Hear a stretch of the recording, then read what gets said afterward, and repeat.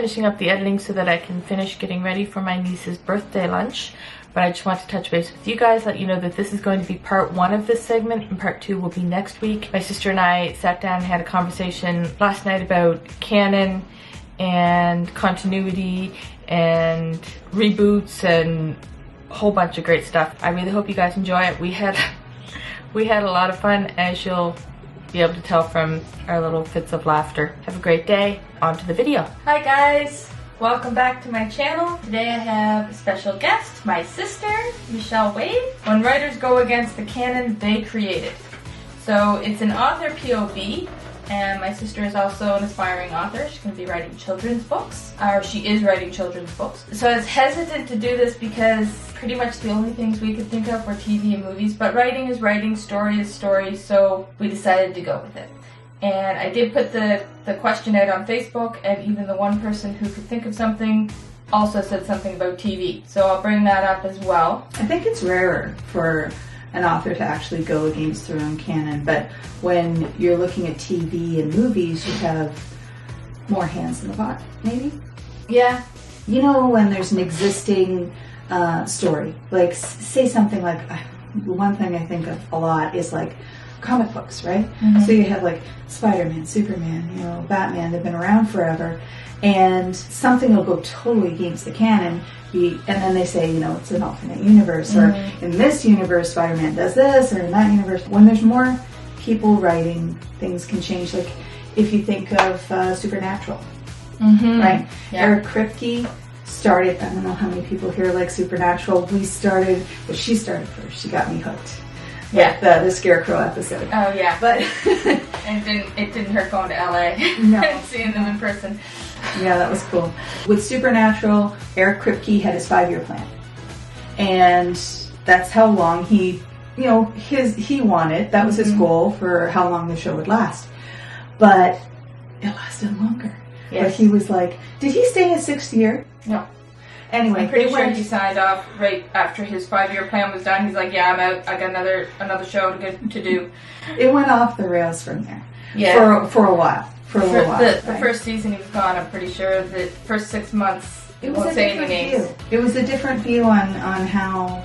Yeah, separating the brothers as opposed to having the brothers together, which was the whole point of the show and what the fans like. Yeah. But so, yeah, that particular person, like I said, I'm not going to say any names. You guys already know who she is if you're a fan of the show. I don't know about you guys, but the reason I was watching it was to see the brothers banter, their relationship, their dynamic, and then that was gone for 6 months. I was at a point in the series where for the whole first 5 seasons, I did not miss an episode. If somebody wanted to go out the night Supernatural was on, I didn't care if I was recording it. I was watching it when it was on. And I was like, nope, sorry, I'm busy. I got the Winchesters to watch. You're going to have to wait. Her Friday nights were tied up for a while. Yeah. And then those 6 months happened, and I still did that. I still watched every single week, but it was so difficult. It was just painful until I think it was the first episode after the Christmas break. So it was in January. Yeah. And I was like, come on! So anyway, yeah, don't get me started on Supernatural. Okay, sorry about that. That's alright. It's okay. It's okay. No, but the thing is that it was a different, she had a different outlook, they had a different outlook on... You can say she, I just don't want to say any names. They had a different outlook on how things were. He had a very clear idea of who the bad guys were, who the good guys were, what the end plan was. And the end plan changed, and it really messed things up for a while. I know, Ellen, you stuck through. I just like, no, I'm done. Yeah, when Eric Kripke left, it really affected the vision of the show. It is a different show. Like this is the last season of it, right? It's like this month is the last episode. Right. The final episode. It's a very different show than what it started out as. Not that it's not a good show. It's just totally different universe. Yeah. So people who didn't like the original, like the way it was the first 5 seasons, would probably like it the last 10 seasons. And there's probably people that liked it all the way through. Oh yeah, absolutely. Yeah. But I liked the brothers. I liked the I don't know, I think even Jensen Ackles. Chairs like that, just so you know, this is like a room, so Yeah. It's not comfortable to sit back and unless I do this. So. And mine's squeaking, so we're just two peas in a pod. So I liked the first 5 seasons because it was the brothers, and it just had like a Hardy Boys aspect to it. And anyone who's watched my other videos knows my obsession with Hardy Boys and bromance and all that stuff. So that was my thing. And I stayed loyal to it for quite a while, but my own writing took over, and I just lost the passion that had me able to put everything else aside for the Winchesters. What drew me in was the urban myth. Like, I love urban myths. I love ghost stories. Like, just done, you know? Yeah. Oh man, that and disaster movies. Oh gosh. Disaster movies. Oh, they're so awesome. A Christmas movie, Die Hard and Gremlins. But disaster movies, if I ever see a disaster movie, I always know, oh, that's probably one on Michelle's top 5. And it usually is a lot, like San Andreas, Day After Tomorrow. But I love them too. But it's just, she takes it to a whole new level.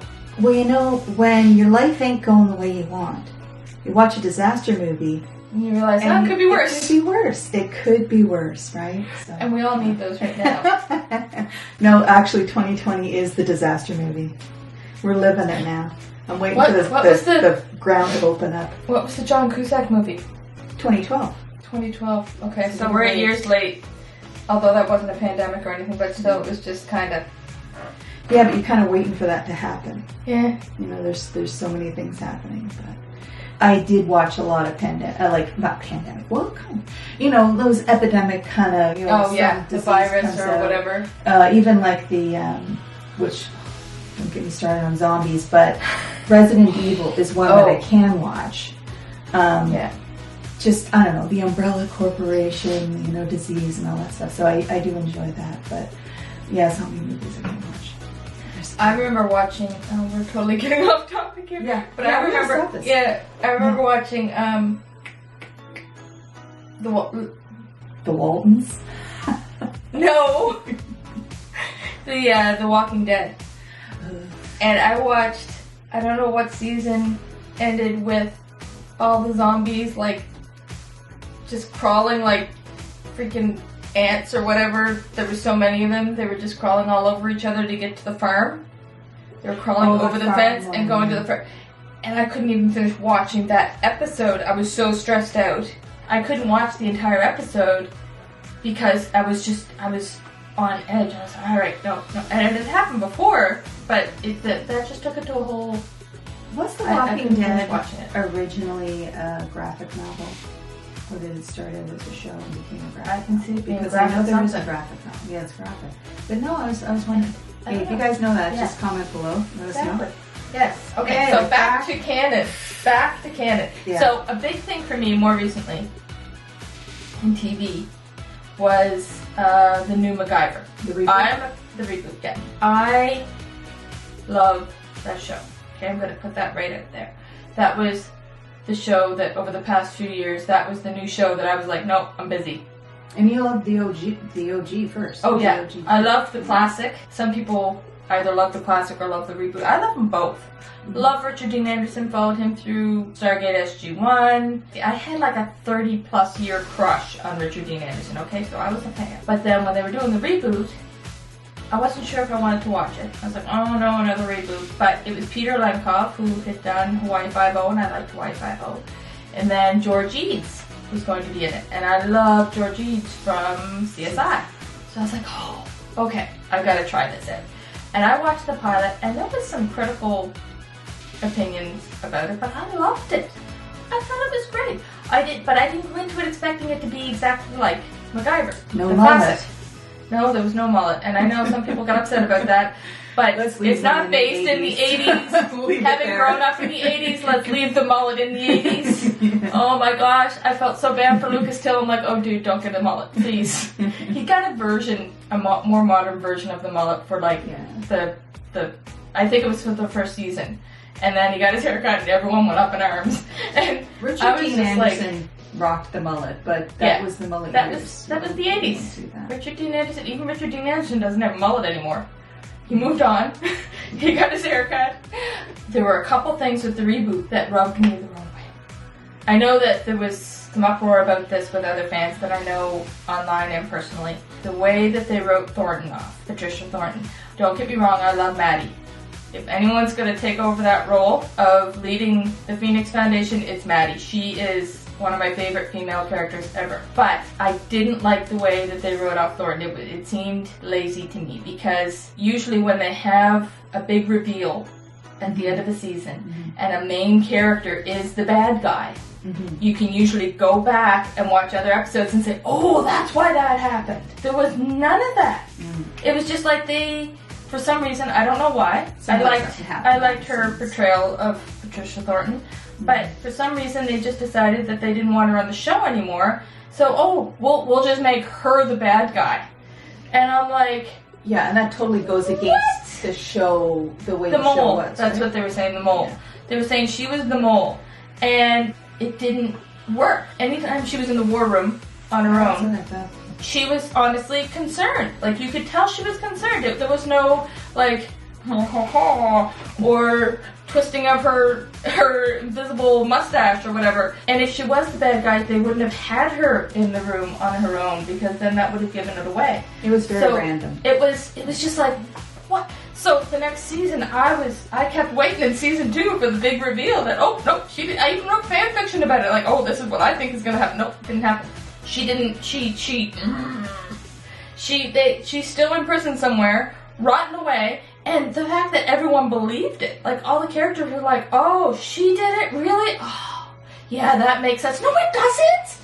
Oh my gosh. And then, so you remember how I said I started watching it first? Sorry, I'm taking over the box. It's okay. You know, I can nod and smile. I'm passionate about this. I said how one big reason I started watching it was George Eads. Well, again, the friendship thing, the bromance. Yeah, the bromance. Don't get me wrong, I kept watching because of Lucas Till, Tristan Mays. I love them. But George Eads was like, he was just so adorable. The way I always described him is he's loyal. He's not book smart, but he's not even street smart. He's sort of street smart, but he's more a tactician. He's like... Tactician? Yeah, tactician. I thought you said tactician, sorry. You thought I said what? Tactician. Oh, no. It's not really techie at all. Right? No, he's the opposite of techie. No, but he's a tactician. Like, he's a guy you want behind you in a fight. Whether it's hand-to-hand combat or using a gun or whatever. He just knew what he was doing. And then suddenly he didn't. So season 2 comes along. They bring in Samantha Cage. And apparently they decided that they can't... I didn't mind her, and I think she would have been more accepted by the fans if they hadn't dumbed down Jack. Like, they made it so that... It was like his brain fell out. Yeah. I watched a couple episodes with her. It was painful. For some reason, they can't have more than one tactical expert. So all of a sudden, Jack has no idea what he's doing, and she's the muscle. Plus, she was rude to Mac. I'm just like, honey. But they eased up on that because they realized the fans were not liking it. But they just dumbed him down, and it made me so mad. They had him doing stuff like they're in the casino, and he's like, oh, the vault's open. Oh, I can take all this money. They're in the middle of a case. They're about to blow up the safe, but, I'm going to steal this money. Jack wouldn't do that. Come on. Yeah, he was totally... His character changed overnight. It was like, it was... Night and day. Odd person.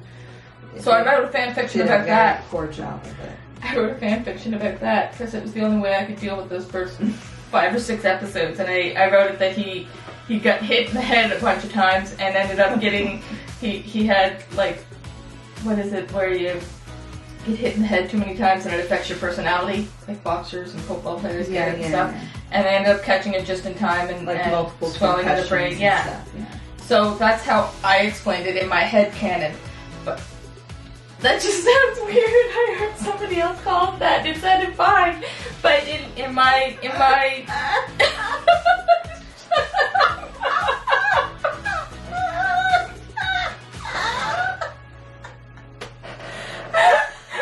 okay, it's late at night here. Okay, well, it's not really late at night. It's like 10 o'clock, but it's...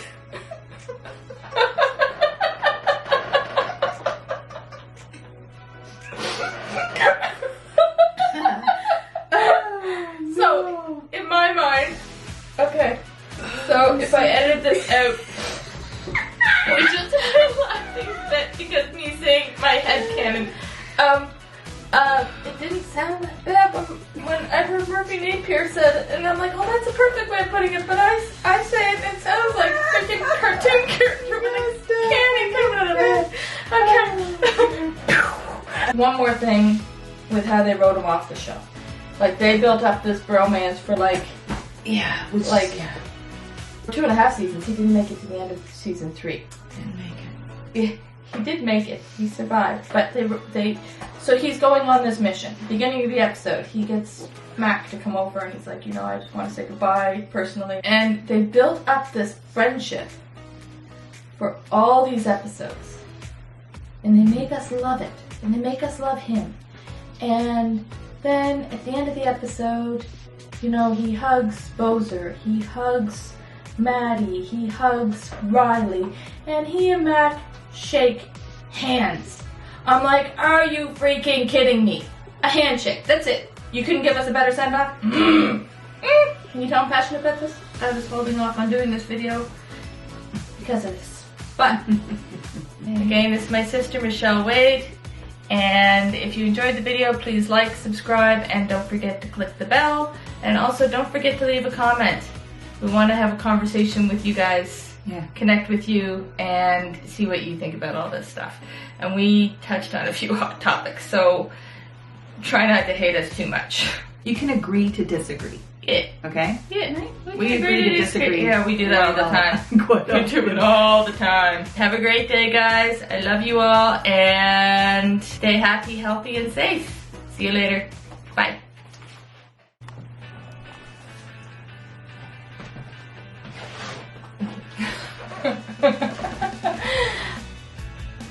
What is the question? You have the book. Luna, get down, honey. Here, Paul. Here. How about here? How about here? But Eric Kripke had created that world, and he had a 5-year plan. Oh, we got a cat wanting to come back in now. Okay, Shelly, we're shutting the door. You coming in or what? Come on. Go then, go. Okay. No more knocking. Okay, so like Supernatural. Yeah. Okay. Okay.